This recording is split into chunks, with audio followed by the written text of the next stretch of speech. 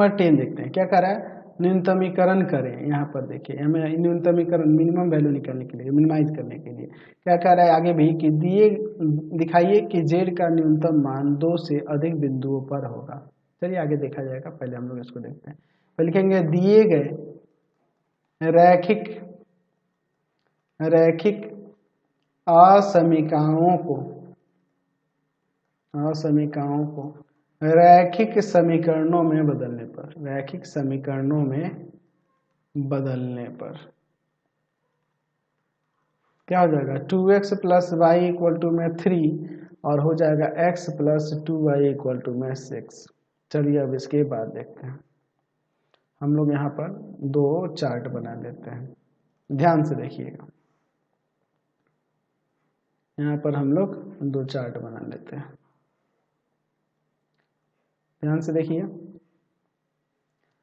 यहाँ ले लेते हैं हम लोग x y, x का 0 रखेंगे तो y का 3 आ जाएगा, y का 0 रखेंगे तो x का 3.5 आ जाएगा, x का 0 रखेंगे तो y का 3 आ जाएगा, देख लीजिए x का 0 रखने पर y का 3 आ जाएगा, ठीक है, और y का 0 रखने पर x का 6 आ जाएगा। चलिए अब हम लोग इसके लिए यहाँ पर इसका आलेख बनाते हैं। चलिए ध्यान से देखते हैं, हम लोग यहाँ पर ले लेते हैं x एक्सिस, थोड़ा नीचे ही ले लेते हैं, क्या दिक्कत है, ठीक है, और इस पर ले लेते हैं y एक्सिस,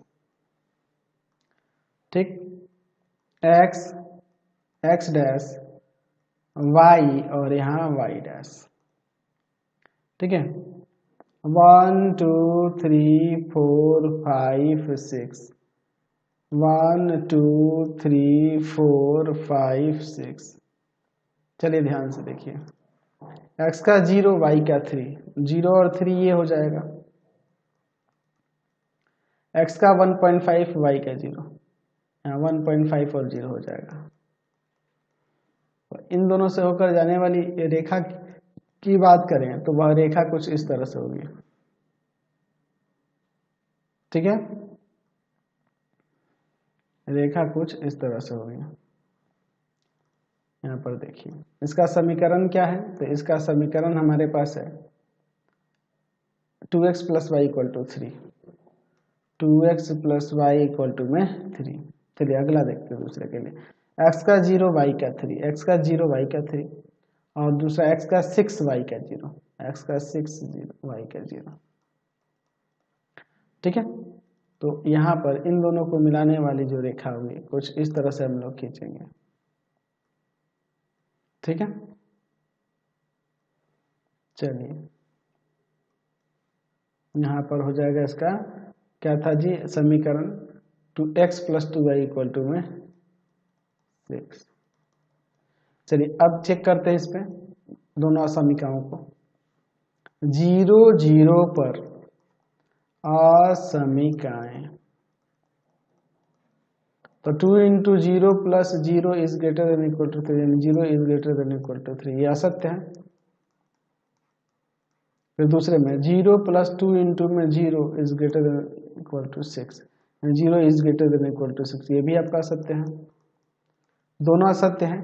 और यहाँ विरोध भी दिया है, ऋणोत्तर विरोध, यानी फर्स्ट क्वाड्रेंट में ही लेंगे तो ये असत्य है दोनों, तो इससे बाहर और इससे बाहर वाला क्षेत्र यानी कि ये वाला क्षेत्र हो जाएगा, ठीक है, ये वाला क्षेत्र इसका हल क्षेत्र होगा। तो अब यहाँ पे लिखेंगे कि यहाँ पर ये हल क्षेत्र जो बन रहा है, हल क्षेत्र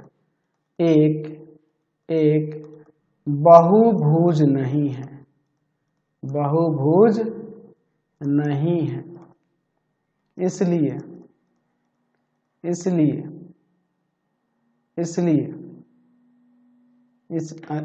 में लिख देते हैं, इसलिए बाद में लिखा जाएगा, बहुभुज नहीं है तथा इसके कोणीय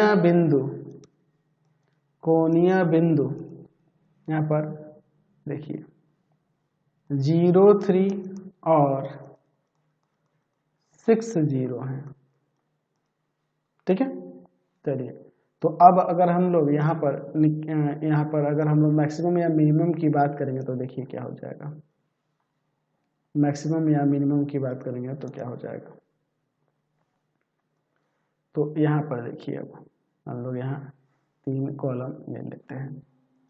यहाँ लिख देते हैं कोणीय बिंदु, और यहाँ लिख लेते हैं z इक्वल टू में जो दिया हुआ है ऊपर x plus 2y, x plus 2y। चलिए अब इसमें हम लोग कोणीय बिंदु को रखकर मान कर निकालते हैं।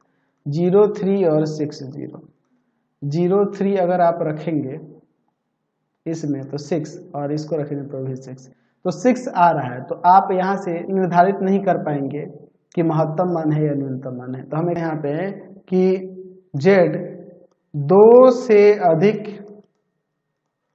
बिंदुओं पर न्यूनतम होगा, क्योंकि देखो यहाँ पे हमारे पास यह दोनों प्रतिच्छेद कर रहे हैं एक ही बिंदु पर, एक ही बिंदु, हमें यहाँ 2 ही बिंदु मिल ही रहे हैं, ठीक है, कोणीय बिंदु 2 ही मिल रहे हैं। तो एक बहुभुज जो होगा उसके सिर्फ यहाँ बहुभुज ये अगर नहीं बन रहा है तो सिर्फ अगर 2 कोणीय बिंदु आ रहा है और दोनों का मान देख रहे हैं समान ही आ रहा है, तो हम यहाँ ऐसे कह सकते हैं कि z का 2 से अधिक बिंदुओं पर z जो होगा 2 से अधिक बिंदुओं पर न्यूनतम होगा। अब वो बिंदु क्या होंगे ये हमें यहाँ पता नहीं है, क्योंकि हम यही 2 बिंदु पर हैं और दोनों पे यही मान हमें मिल रहा है। तो फिलहाल इस वीडियो में यहीं तक। नेक्स्ट वीडियो में आगे क्वेश्चन देखेंगे। आपको हमारे 3 चैनलों को सब्सक्राइब करना होगा। पहला है path finder classes Chhapra, path finder classes Chhapra. दूसरा है आपके पास भारती भवन रविकांत सर, भारती भवन रविकांत सर। और तीसरा चैनल है रविकांत सर के नाम से। तीनों को सब्सक्राइब कर लेंगे और इससे रिलेटेड वीडियो के लिए सीधे डिस्क्रिप्शन में जाएंगे। इससे रिलेटेड नोट्स के लिए गूगल पे जाकर सर्च करेंगे www.ravikantsir.in, और यहाँ पर जाकर आप सभी क्लासेस के नोट्स उनके PDF को डाउनलोड कर सकते हैं, पढ़ सकते हैं। इंस्टाग्राम और फेसबुक पर जाकर पाथ फाइंडर क्लासेस छपरा को लाइक एंड फॉलो करना नहीं भूलेंगे। Thanks for watching the video.